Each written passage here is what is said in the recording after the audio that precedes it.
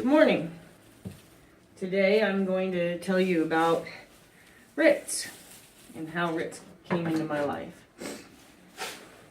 There was a period of time in my life where horses were not my priority because you have children and you know, other kinds of bills, and I didn't own a farm at the time, so to have a horse in a boarding facility was just not a practical thing for my budget. So horses were out of my life. I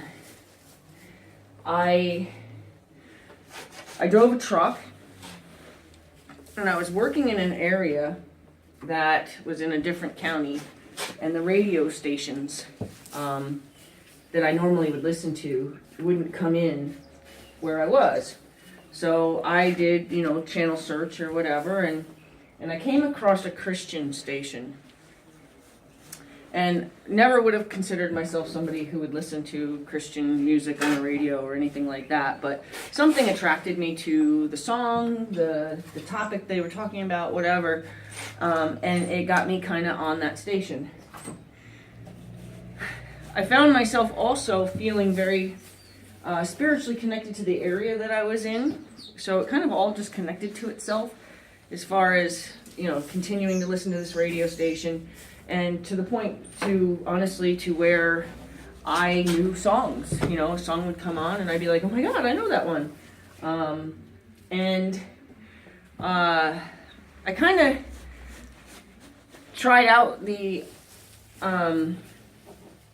option of letting it kind of just take me into a peaceful place and things like that, as far as just, how I allowed myself to feel while listening to this radio station. And one of the things we were doing was we were clearing a site.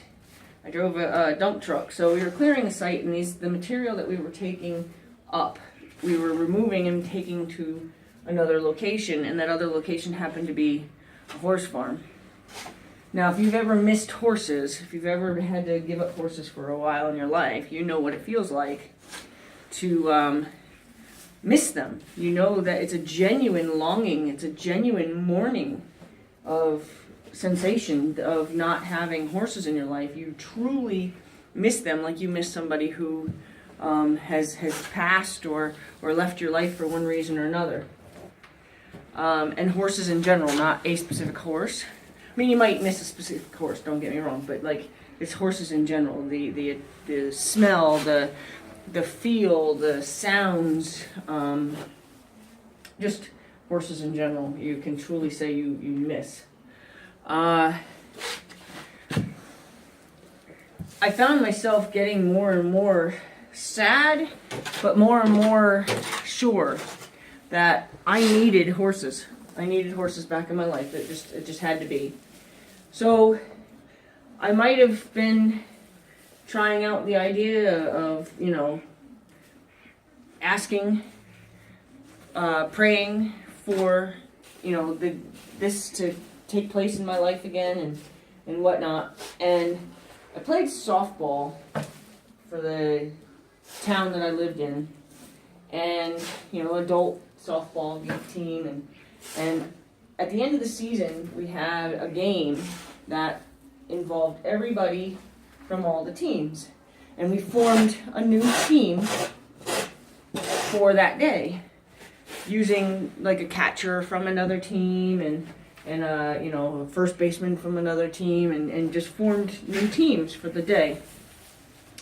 Well, the girl who was my catcher for the team that I was on, I had overheard talking about her horse. And ironically, her horse is named Spirit.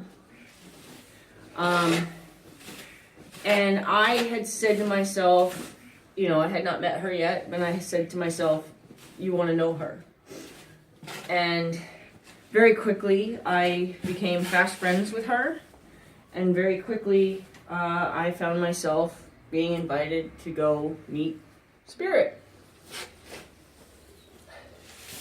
It was like the opportunity to go to a farm and be there because I was invited, and not be there because I'm just looking around. You know what I mean? It's different than going because you saw a barn and you decided to stop and inquire about their services or, you know, programs or whatever. This was like, I was invited, so I was allowed there. I was somebody there that day.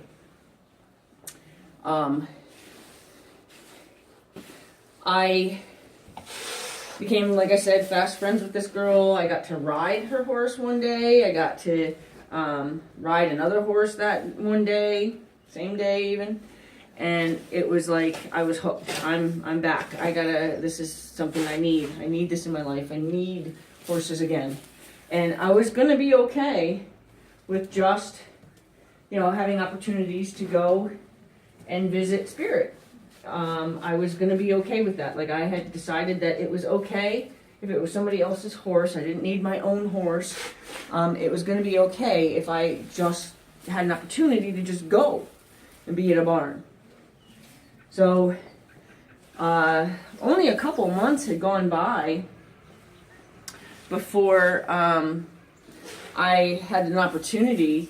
Before we had a barbecue, and this girl who now I am friends with, you know, had come to my barbecue with her husband. I think he was her boyfriend at the time, and she said, "Oh, you know, the fellow who owned the barn had just brought home the night before, you know, 3 horses, and 2 of them were babies. One was actually a very young baby, and the other one, who was still with her mommy, the mommy was the 3rd horse, and the other baby was a 10-month-old half-brother who is now known as Ritz." Okay? So, of course, I said yes. You know, she showed me pictures, and I was like, yeah, I want to come down and meet them. You know, that'd be so cool. Come down and meet the babies. So, made a plan to go see these horses. And I'll finish cleaning up this stall. No, I guess I can keep going. So I went, and the one horse, the older of the 2, he was 10 months old. There was a woman at the barn there that I guess she had maybe training plans for him or something already, and maybe already had, like, what you would say, dibs on him. So she had him actually across the road, nowhere for me to really go visit him and check him out. So I decided, okay, then I'll go check out the little guy. So I went and I met who is now Ritz, and I met his mom, whose name is Emily, and I thought, you know, oh, he's so cute, you know, there's still in that time, in that very moment, the practicality of me getting a horse was not there. You know, it just really wasn't going to be something that I should even explore the options of. But I had visited the farm, I'm going to say 2 or 3 times before it really did come down to this baby's for sale. If I wanted him, I better jump on it now, kind of thing. And, you know, because he was going to sell the mother and whatever eventually. And so if I wanted this baby, I better, you know, call it now. So what I did was I had gone back to work, and I basically became kind of into this radio station. Like, I kind of knew the personalities of the radio station. I kind of knew, like, their programs or their, you know, their, I guess their skits or whatever you would say. The things that they did on certain days.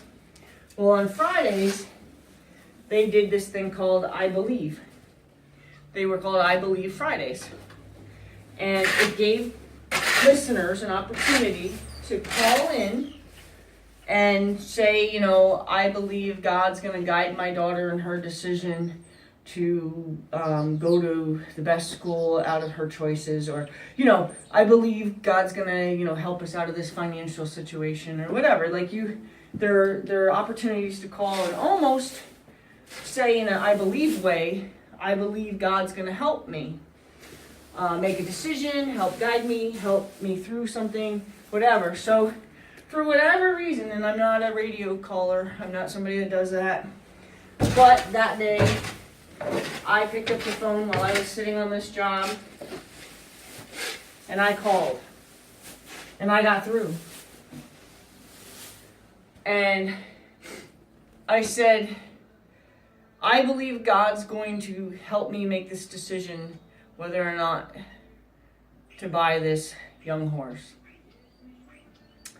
And they played it on the radio. You know, it was pre-recorded, you know, from my call, and then it was played on the radio a little while later. And it was played on the radio a couple times that day because that's their segment for the day. So they play it, you know, as every personality comes on, it's still something that plays out through the day. And I kept hearing it, you know.